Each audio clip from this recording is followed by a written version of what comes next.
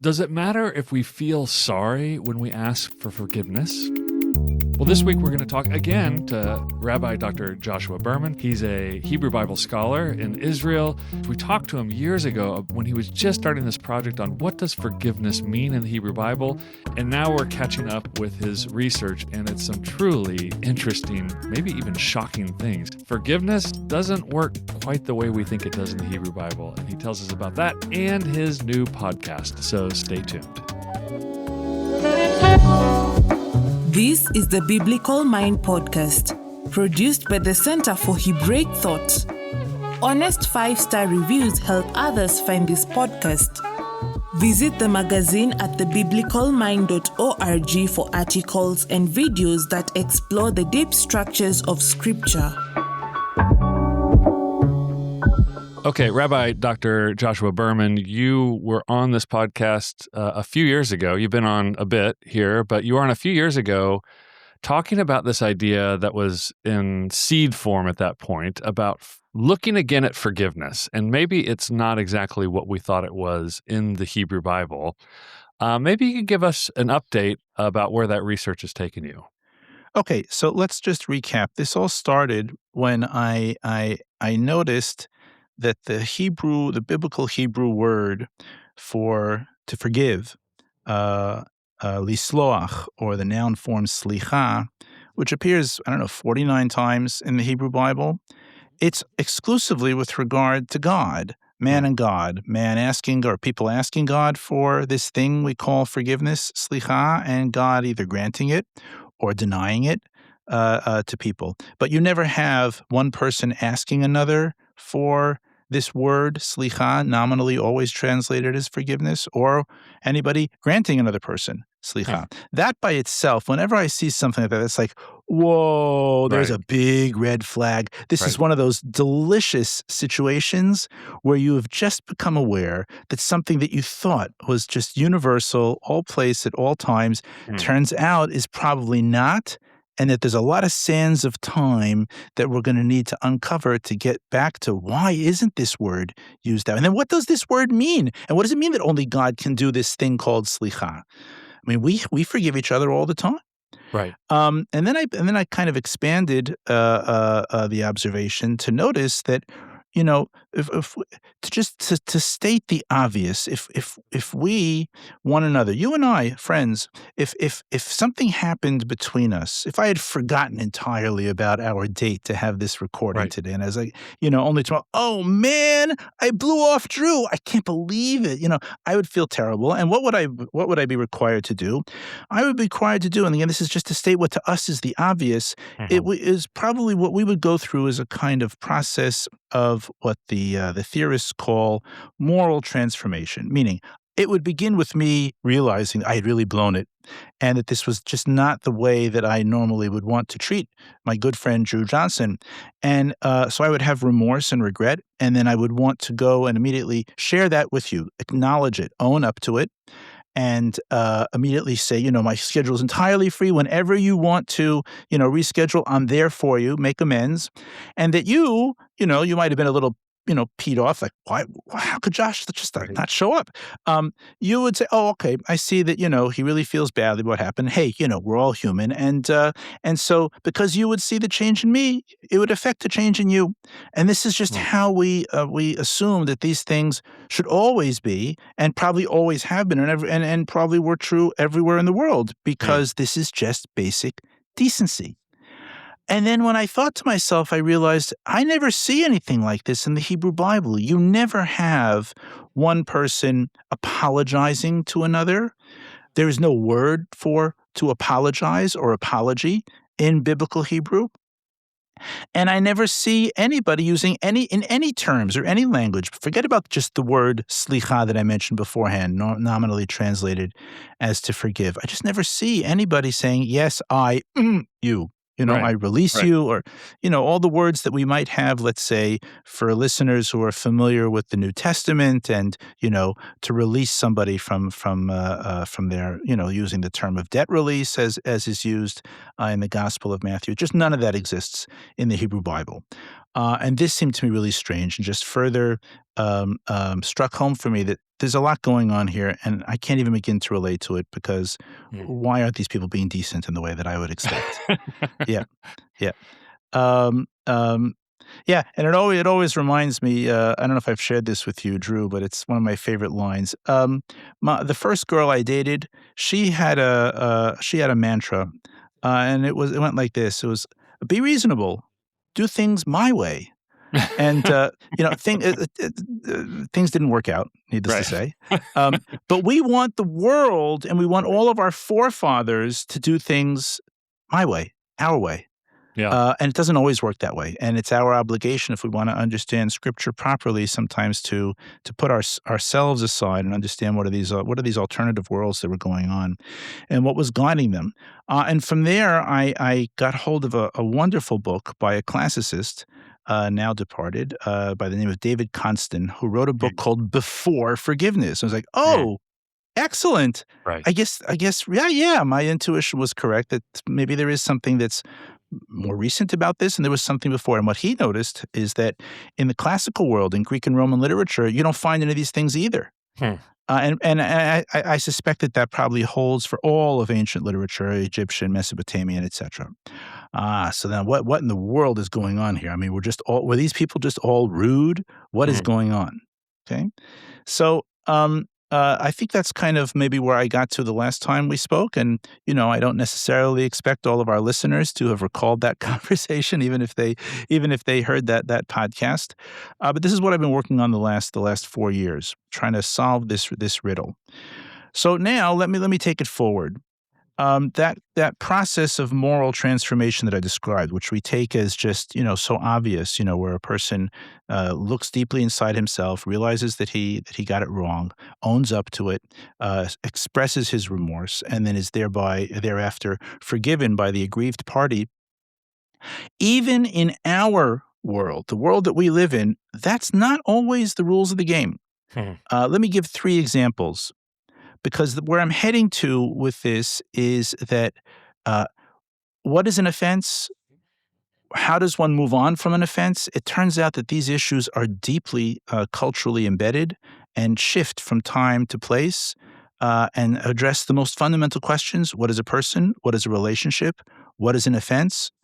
And I want to demonstrate how even in our world, things are done differently in different situations, and to use the 3 examples that I'm going to give you to begin to help us understand the way other cultures deal with this and how ancient cultures dealt with this, including the world of the Hebrew Bible. So consider the following case. Case number 1. 2 players on a basketball team have a falling out. And they're just not getting on. And it's affecting team play.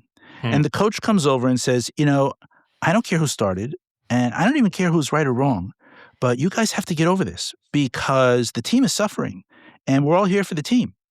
And then the 2 players, indeed, in a professional way, bury the hatchet, let's put it that way. No remorse, no working it out, maybe not even feeling bad, but they realize, hey, there's something larger than me, or my ego, or even my sense of injustice, as just as it may be, is just not the name of the story here.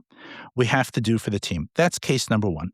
Case number 2, a father and son are having a bad interaction, real bad, and the son lashes into the father.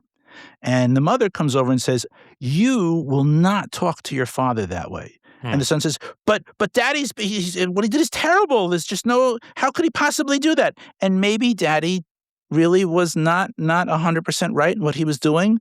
And she'll say, it doesn't matter what daddy does. You cannot talk to him in that way. Okay. Now there's something special about that relationship, but that's also a case where things aren't happening, as just the moral transformation, owning up what I did, and we're all going to work it out.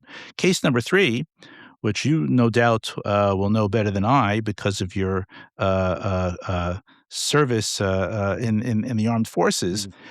If you have a grunt, all right, a low level soldier, and he does something wrong or messes up something, and the officer comes over and laces into him and really angry and chews him out, using language that we cannot repeat here on this episode.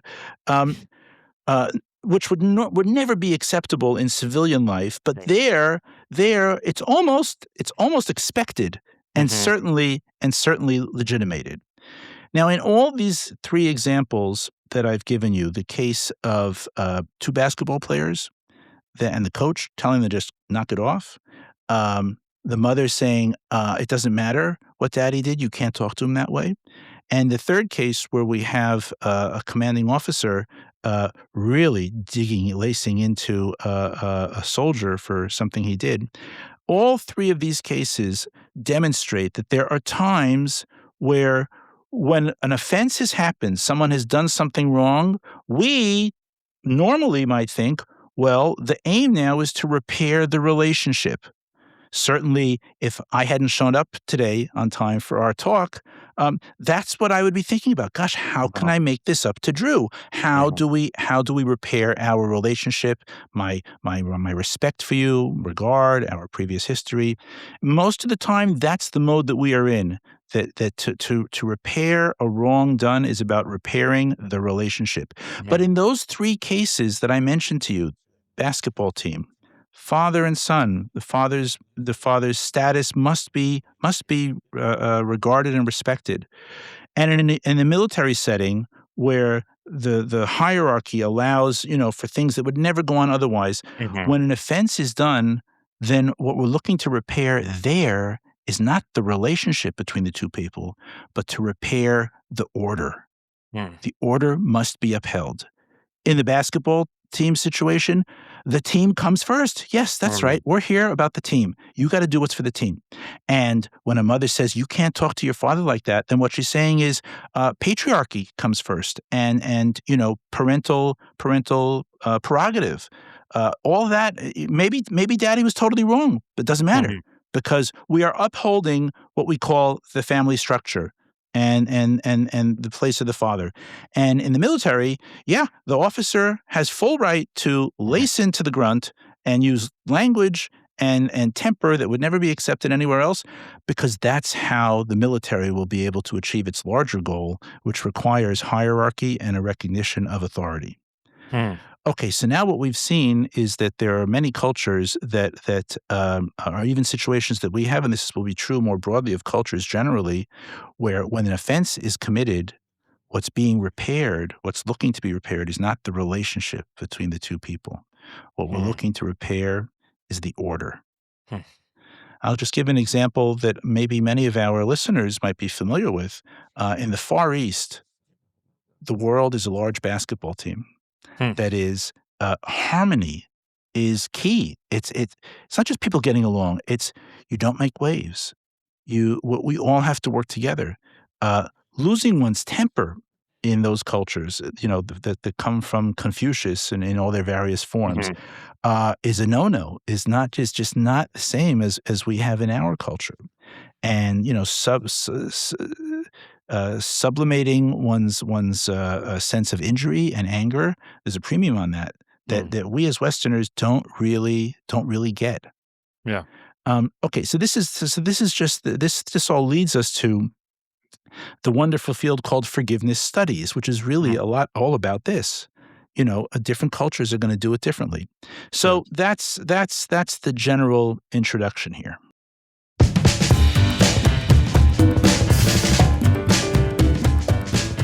Hi there, Biblical Mind listeners and viewers. I wanted to give a quick advertisement about a conference that we're putting on. It's in Philadelphia, March 24th and 25th.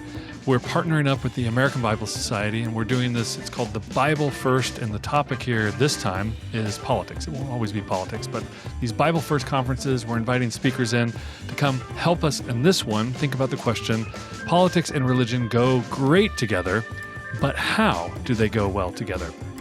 Okay, so we're going to bring in fantastic speakers, Anthony Bradley, Chris Green, Dale Coulter, James Wood, Kirsten Burkhog, Matthew Taylor, Miles Smith the third or the fourth, and Miroslav Volf. That's right, we have all of those people speaking. This is for pastors and lay leaders. Anybody's interested in figuring out how to speak appropriately from Scripture, from various perspectives, about how politics and religion go together. All right, We hope you can sign up. It's actually free to attend. You get a free lunch with it as well, thanks to the American Bible Society. But if you sign up, we need you to show up. It's in Philadelphia, March 24th, 25th. Go to BibleFirst.org to register.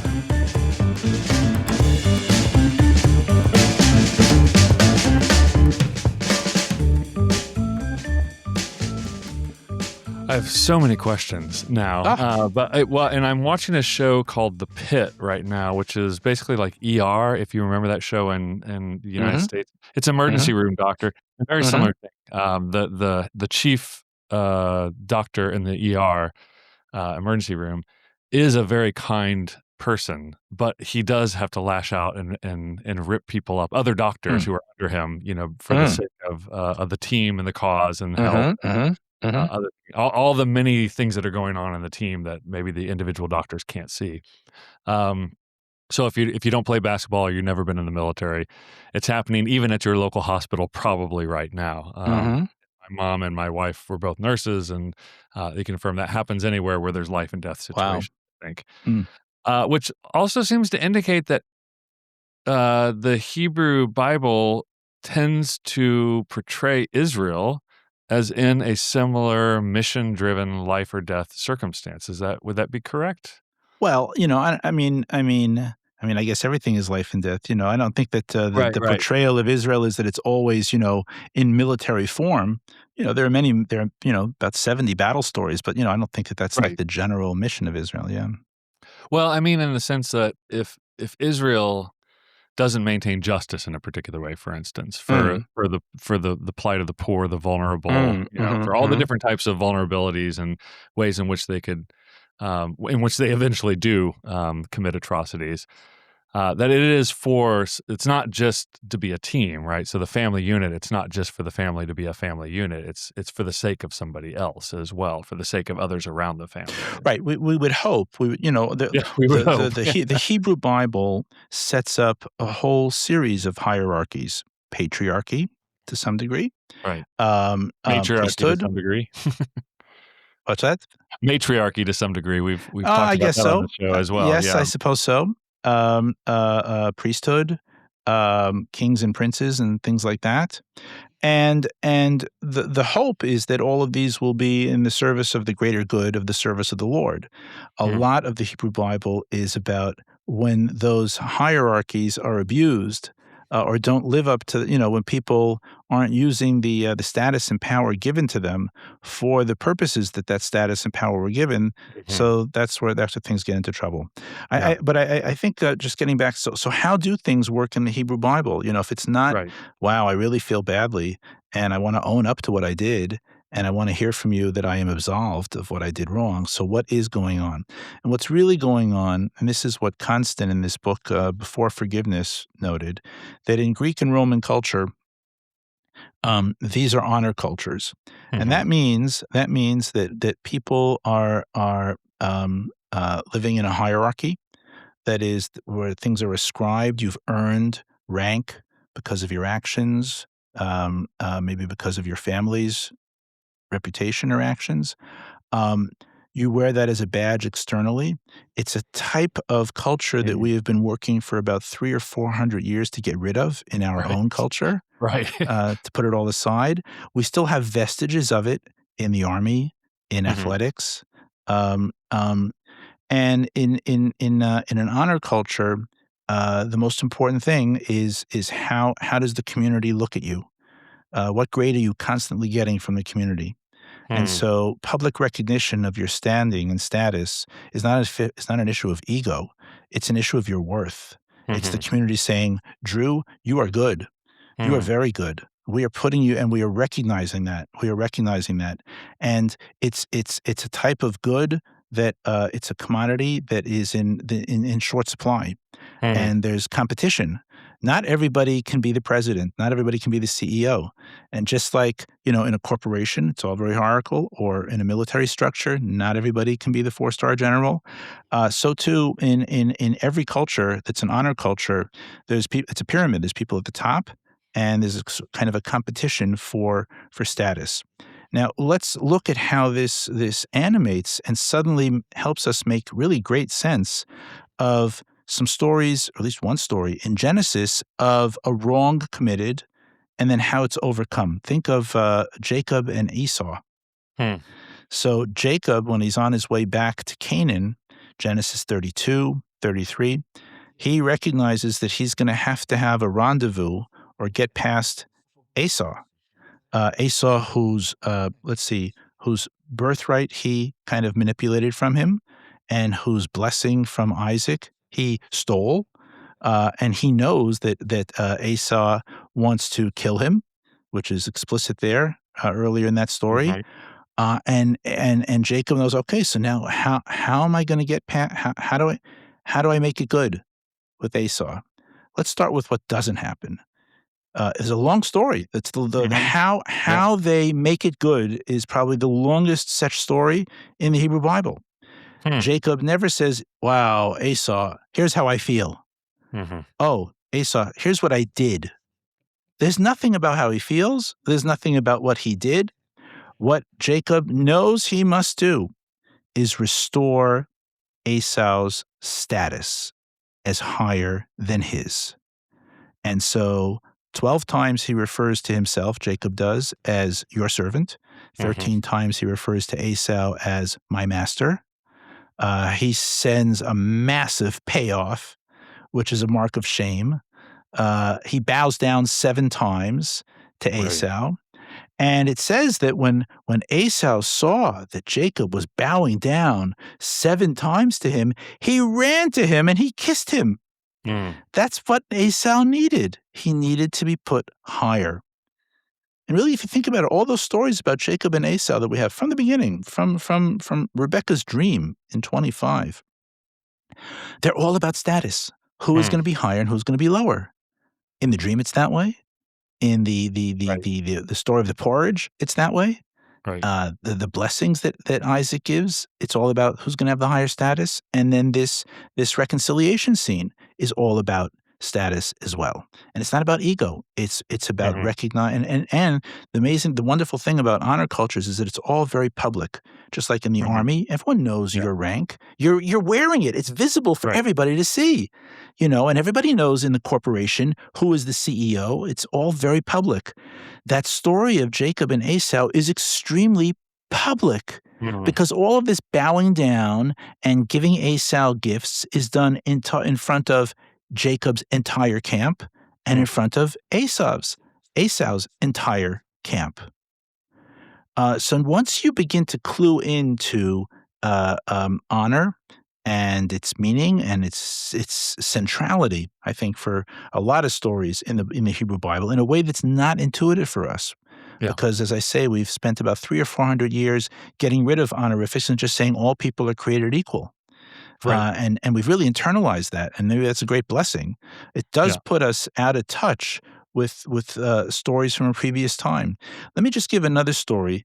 Forget about the Bible. Even early modern times, that you hear the story and it's just an unbelievable story. It's a story we all know about from American history. It's about the demise of Alexander Hamilton. And the story there was that Aaron Burr, who had formerly been a vice president of this country, of the United States, was now running, this is 1804, was running for governor of New York. And apparently Hamilton, who also had quite a hefty record behind him, he had already been Treasury Secretary and had written something called our Constitution, not too bad, apparently had made some comments about Burr. That happens sometimes between politicians. They make comments about one another. And Burr took offense and challenged Hamilton to a duel. Now, a duel is not like two guys in a bar who maybe have had a little bit too much to drink and things get heated and let's step outside. This is not the heat of the moment. 3 weeks passed by between the moment that Burr proposed the duel. Burr and Hamilton each appointed staffs to work out the details. Wow. They worked out, how many paces they will be from one another, what type of weapons they will use, where will it be, what time of day, all of this, all very level-headed and so that this is not just Burr and Hamilton, it's their staffs together. And then on the morning of the duel, they both paddled from Manhattan, where it was illegal to do a duel, to Weehawken Heights on the other side of the Hudson, Which where it was in and still of itself is a huge feat. Just to what? paddling across the Hudson. To paddle across. Well, maybe they had several people helping them. It Yeah. wasn't just by Yeah. themselves. Yes, No, yes. yeah, I'm also that's a big trip. yes. I grew up overlooking the Hudson. Yes, so we share that. Yes, so at that time in New Jersey, it was still permitted to have duels. The place where they dueled, Hamilton had lost his son 10 years earlier in a Mhm. duel, and the rest is history. We all know that Hamilton shoots and misses, and Burr shoots and hits Hamilton, and he dies the next day. And when I tell that story, I assume that our listeners are like, whoa, that's crazy. It is crazy. And the really crazy thing is if I say to you, if I challenge you, okay, now explain to me what they were thinking. Hmm. I have no idea what they were thinking. It's so far out, I can't even relate to it. What in the world? Okay, it has to do with the world of honor, but it just demonstrates. I mean, now we're talking, just barely 200 years ago Mhm. by two guys who were, considered highly cultured. This just demonstrates how the way we think about an offense has really changed over time.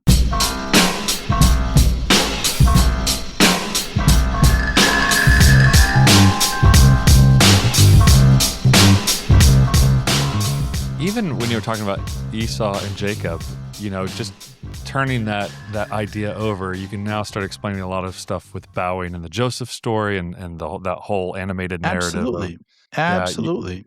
Even I think it for Christian readers of the New Testament, you can now start making a little bit more sense of the prodigal son story, where again he recognizes his order, how he's offended his father, comes back, and his father also runs to him and hugs and kisses him in a kind of Mhm. an echo of Genesis. There, the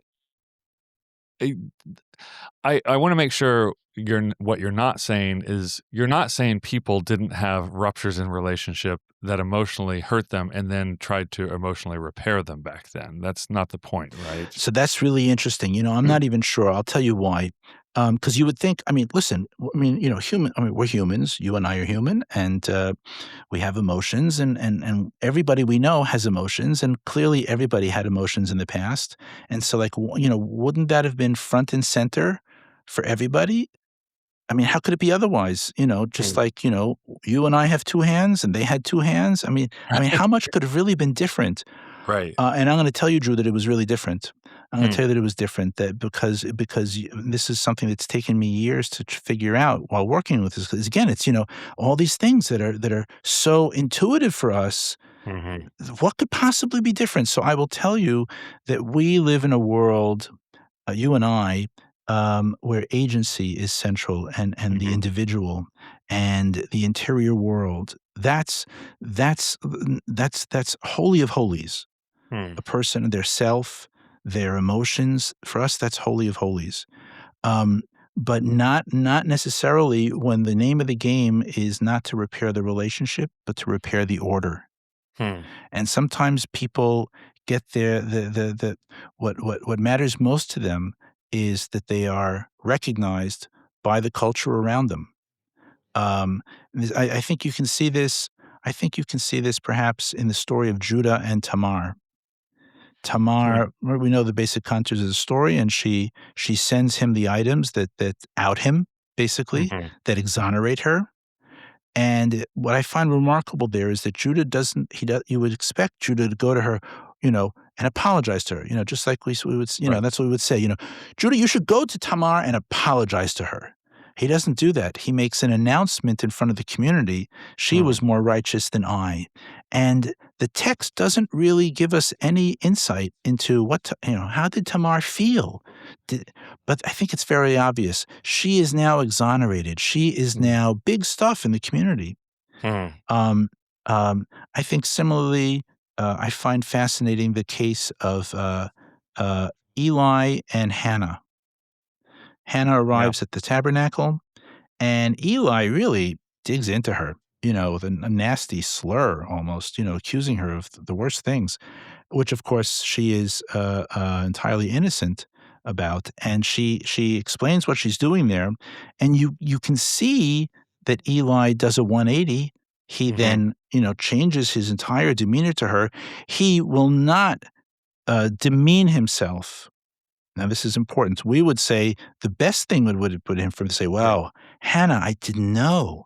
I'm really sorry, Hannah. And even though I'm the high priest, it's incumbent upon me to tell you that I'm sorry." No, because if you do that, that takes away from your status. Mm. The demonstration itself. Wow, yes, I accept what you are saying, and I am now going to give you a blessing. Is what was called for there, and I think that for Hannah, the status that she is given by now being accepted in the tabernacle and Mm. encouraged to bring her sacrifice as she does later on, that for I think for a person living in ancient Israel, it's all very clear. Oh, she's on the top of the world. But it's not really about what she feels. It's about the status that she's being given. Yeah. It's, I've had a little view into one of the chapters, and we've had some conversations over the years about this. So I know where you're going, especially the stuff on the New Testament is going to be fascinating. I think it's going to challenge a lot of New Testament scholars in many Mm, good ways.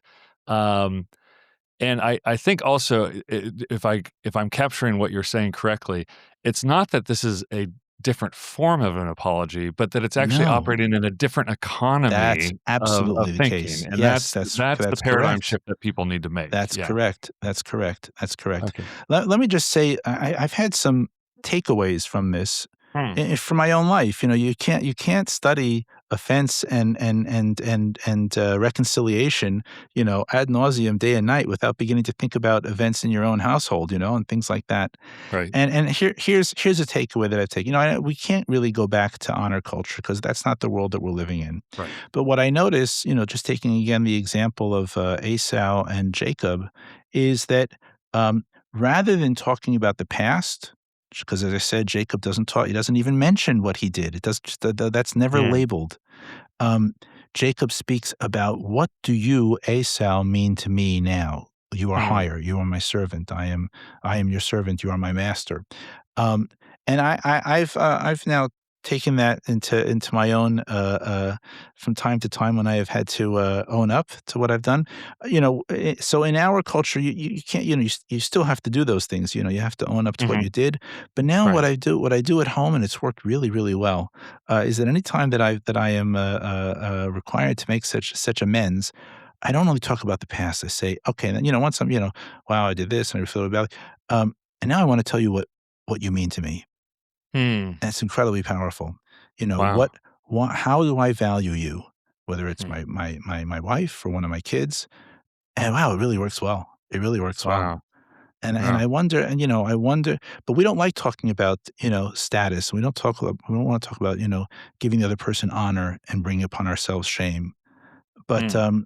people like it. It's good. Yeah. It turns out that those things are actually for all our attempt to sublimate those things, they're still pretty important to us. And, Yeah. when you finish, I just wanna tell you what you mean to me Yeah. and, what I appreciate about, what you do and what role you play in our relationship. Pretty powerful stuff. Almost more powerful certainly better than just "I'm sorry," Right. because, Right. yeah, yeah. Yeah. And in some ways, this side swipes or goes around all the kinds of things we try to do with "I'm sorry" when we're like, well, you don't really mean it, right? And it's like Mhm. that doesn't have to come up here because if you're Right. doing a public profession of meaning and value, Yeah. Yeah. whether Well, you one of mean the it what or not yeah, it right, that becomes a whole different thing of, question, I I'm guess. sorry and doing and is there sincerity there? One of the things the theorists note about this is that, um, e even if it's not fully sincere, the apology might not be what we think it is. That is, it Mm. might not be, um, um, an expression of an inner state. That's the ideal, but even if it's not that, it is a rite, R-I-T-E, Mm. of self-humiliation. Right. We don't like to think of it that way, but that is what it is. Yeah. You know, you have to give a public apology. Right. You have to make yourself into, just wipe the floor with yourself. That's Right. yeah, we're still part of it. We're still there a little bit. And that might be just the way we are, the way we're hardwired. One final thought is when I talk about what makes a sacrifice acceptable to God in my classes, Mm, number one thing Christian students say, it actually doesn't matter whether they're Christian, if they're just American, is they say whether the person who gives the sacrifice is sincere or not. Sure. Like number one thing. And then I say, maybe not.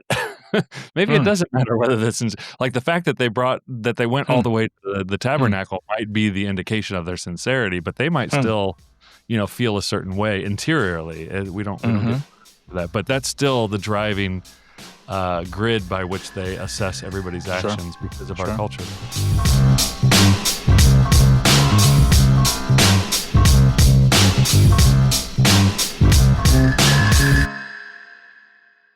I don't want to neglect also, you have an exciting new project that's probably going to create a whole new workload for you, but it's a new podcast. Tell us, what's the name of the podcast? Well, Descartes said, I think, therefore I am, and I breathe, and therefore I have a podcast. That's right. So I am now launching a new podcast called The Bible Bar. It's the weekly podcast of the Bible department of Bar-Ilan University, where I teach. And in Israel, yes. And the format is going to be that we're going to each week have an interview with a scholar. Sometimes it'll be one of my colleagues at Bar-Ilan. Sometimes it'll be one of my other friends and colleagues from around the world. And each week we're going to move through Scripture one chapter at a time. Oh, wow. So our first episode is on Genesis 1. And on cosmologies and cosmologies in the ancient Near East and how they relate to the Genesis creation story with the eminent scholar K. Lawson Younger. Oh yeah, he's kicking it off for me. Yeah, he's kicking it off for me. And each week we'll have kind of an in-depth conversation about another chapter in Scripture, and that's going to be the format. And you're like slow jamming the Parsha. So. Okay, yeah, right. So Drew's referring to our weekly in the Jewish world, the weekly Torah reading usually is about 4 or 5 chapters long. Right. But this seemed more manageable and allow us to cover more things in depth, and then hopefully within about 20 years we'll finish all of Scripture, all the Hebrew Bible. May the Lord bless and keep us that long. And but we're going to get started. Yeah. People today starting their master's programs that will be experts in later chapters by the time you get there. I see. Yeah. Right. Yeah. Right. No, that's great. And I would say the subtext of all this is I kind of want to put out there for people a sense that if you have a deeply felt religious commitment, whether it's Jewish or Christian or something else, that you still need to keep your head on your shoulders. That we want to be able to engage Scripture with spiritual and intellectual integrity. Right. And that's kind of what I'm looking to do, is to have conversations that demonstrate that those aren't different worlds, and we don't have to, like the monkeys, close our ears, close our eyes, close our mouths. Kind of the same spirit that I think animates the conversations that you have on this podcast. But now going in a very more directed way to Scripture. That's great. And for your very first guest, you're having a Christian scholar on, I note. Oh yes, I mean, I would say at least half of my guests are going to be Christian by design. Okay. By design, so, yeah. Excellent. Well, I'm very excited to listen and to learn alongside you guys. It's like a master class for even everybody who works in the Torah. It'll still be a master class. The Bible Bar. We're going to sip from Scripture. Yeah. Bar-Ilan University. That's ILAN University for those who have never looked it up before. Josh Berman, thank you so much for your wisdom. Okay, blessings to you, Drew, and to all of our listeners. You've been listening to the Biblical Mind Podcast, exploring the deep structures of Christian Scripture. For more, visit the magazine at thebiblicalmind.org. Subscribe to this podcast at all the usual places so you never miss an episode.